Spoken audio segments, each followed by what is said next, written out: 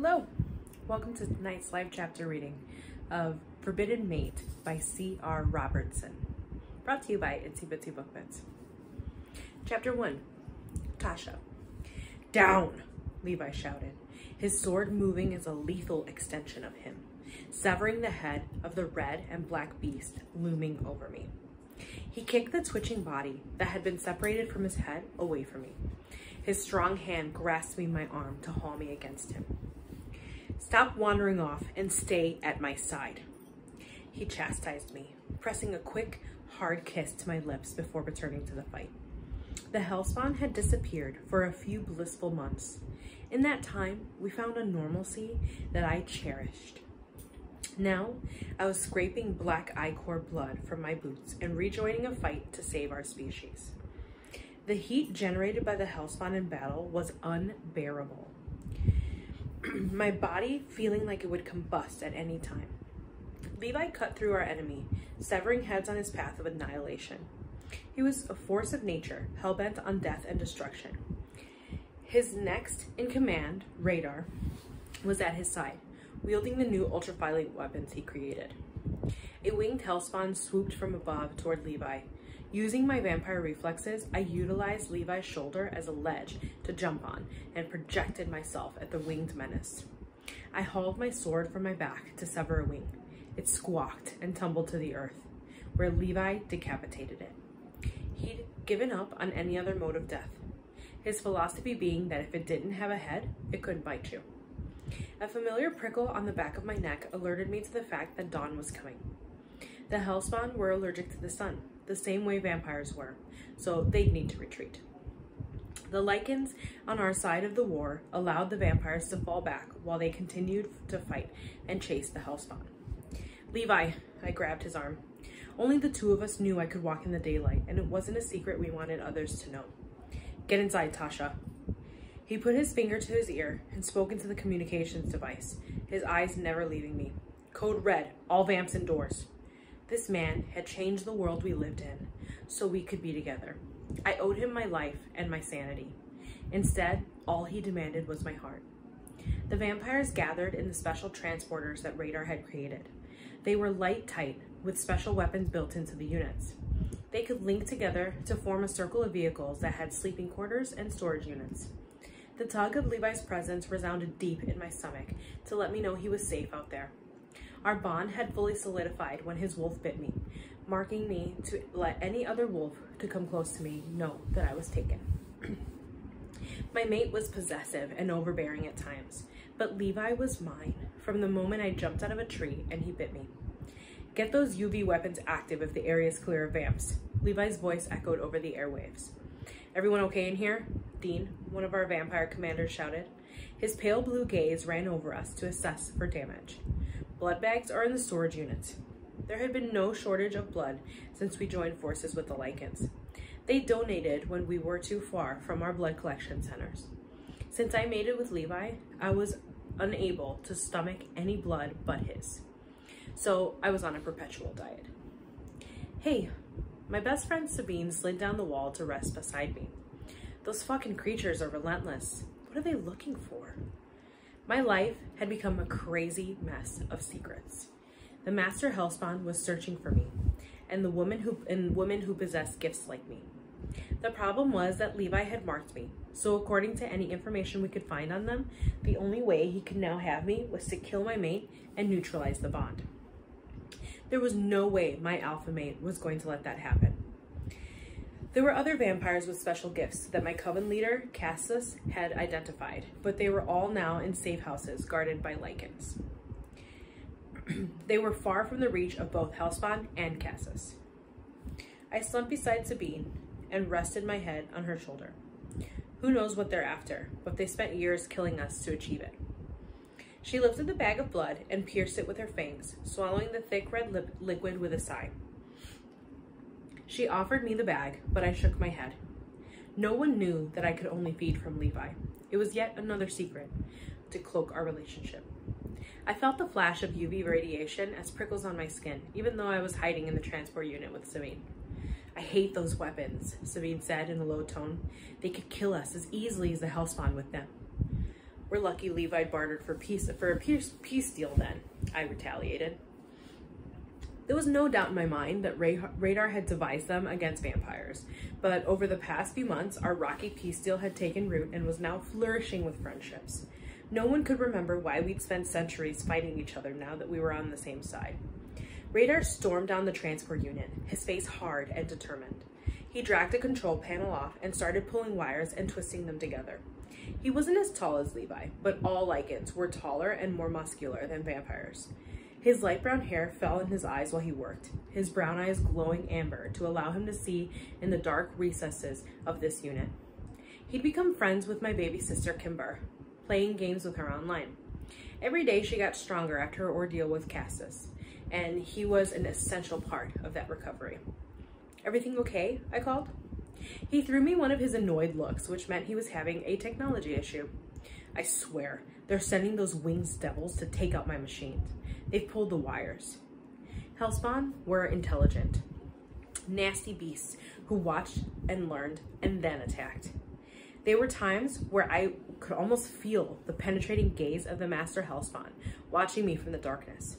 It was the reason that Levi kept me beside him at all times in battle. Whatever was in my blood that gave me the gifts I possessed linked me to the Master Hellspawn. The only thing preventing me from seeking him out and crawling to him on my hands and knees was my connection to Levi. His claim on me was stronger and more visceral, a soul connection. "Radar, you need to give me something out here," Levi sounded in my earpiece.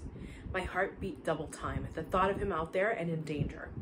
"I'm working on it," Radar replied into his communication device. "Work harder." Radar slammed the plug he was fiddling with into the connector, and I felt the UV radiation outside. Sabine stiffened beside me, her hand seeking mine in the darkness.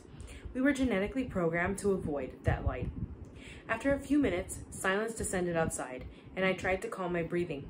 It could mean the Hellspawn were pushed back or dead. It could equally mean that the Lycans were dead.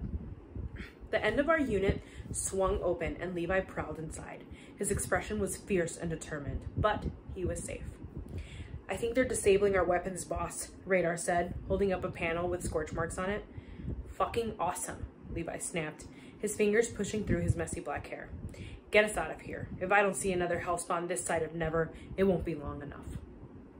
His tawny hazel gaze flicked over to me, his eyebrow raising slightly at the sight of Sabine with a bag of blood. He wanted to know if I needed to feed. I shook my head. When I feed, I wanted him surrounding me with his scent and possession. Blood used to be food to me. Now it was a nourishment for my soul. I didn't want to bite my mate in the back of a military transport unit when I could have him all to myself in our bed later. He lifted his phone to his ear, barking out orders to the unfortunate person who answered it. When he finished, he sank onto the floor beside me. "You doing okay?" "They're getting stronger," I replied, threading my fingers through his. I noticed. He took in a staggered breath and slowly released it. "It was a close call out there tonight." "We need more insight to what they're looking for," Sabine said. Levi stiffened beside me. "You think they're looking for something?" We both knew that the Master Hellspawn wanted the female vampires who can sense him, so he could use them for his own breeding program. "It seems as likely as any other possibility at this point," Sabine suggested, rubbing her neck. "Otherwise, what's the purpose of them constantly attacking?" "Maybe they just want all the vampires and Lycans dead," I said in a low tone. "They've never asked for anything, never taken anything from the facilities they overrun. Their purpose seems to be death." "Maybe," Sabine conceded. The trucks grumbled into life, the engines sending vibrations under us as the drivers began to take us back to a base. These units rarely stayed static for more than a day. My hand tightened around Levi's, and I rested my head at the top of his arm. We were a research unit, one with a secret mission that only people on this truck knew. The Lycans had been genetically testing every single Hellspawn they annihilated. Scientists arrived after the kill team to take a flesh sample that was labeled with the species of Hellspawn and where they were located. As soon as we reached a base, those samples would be analyzed. A recent theory was that the Hellspawn were vampires and Lycans believed to be deceased, but changed into something entirely different. The only problem with that theory was that there were no genetic databases for the vampires and Lycans. After a heated meeting that lasted nearly a day with his scientists, Levi had a new order signed. All those of us outside heard were raised voices and anger radiating from the room in pulsating waves that made me shudder. The result was that everyone was to report to the science department to donate a sample of genetic material. Family trees were now being established within both species, along with our samples being loaded into a database. I dreaded everyone discovering that I was different or that Levi and I were mated. Would our bond affect our genetic material since we were able to use each other's gifts? 2 hours later, we trundled into a military complex somewhere close to the Mexican border. One after another, we jumped out of the transporters onto the massive warehouse that housed the trucks. Everyone swung into action since our unit was notorious. I ignored the orders that were being shouted as weariness flooded my body. Tasha? Levi's voice sounded from far away, even as he stood beside me. His fingers traced the side of my face before his arm went under my legs and swung me up to rest against his chest. I whimpered when pain erupted in my head. Stay with me, Levi whispered into my ear, even as his fingers tightened to hold me closer. The image of the master hellspawn flooded my head. He was pacing beside rows of books. All my senses collided as I tried to see through his eyes, feel what he felt, find something we could use to our advantage. He was in a library, the bookcases coming into view. There were men in long black robes, all seated around an oval table, studying ancient books with pages that had yellowed over time. A 3-dimensional map was in the center of the table with tiny figures set on it. The master's body stilled, and he swung around, his eyes scanning the room. Do you feel that? He hissed. One of the men glanced up from the book he was studying. Your focus should be on this research. We don't have time for your revenge. The master's eyes flashed bright crimson, the tips of fangs appearing below his bottom lip. Without me, you would still be languishing in the depths of the slave pits of hell. Yet, here we are, brother, and you will play your part alongside us. The muscles at the side of his jaw pulsed before he finally took the remaining seat at the table. His long, thin fingers grabbed a book. Golden runes decorated the outer edge of the black binding.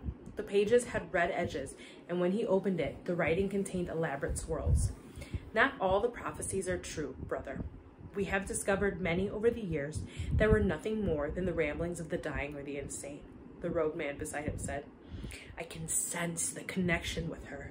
I can almost touch her if I reach out my hand. I wanted to flinch far from that touch. The words on the page were in a language I did not understand, but there was something about them that felt familiar, a pattern that made me want to trace my finger over them in exploration. The longer I was in his presence, the more my consciousness was aware of him, and he drew me closer to him. He was right. We were connected in a way I couldn't explain. The strange light inside him called to me like a moth to flame. As if sensing my conflict, Levi's grasp on me tightened, and I felt his wolf nuzzle my face. Remember who you belong to, he said in my ear, his lips tracing down my throat.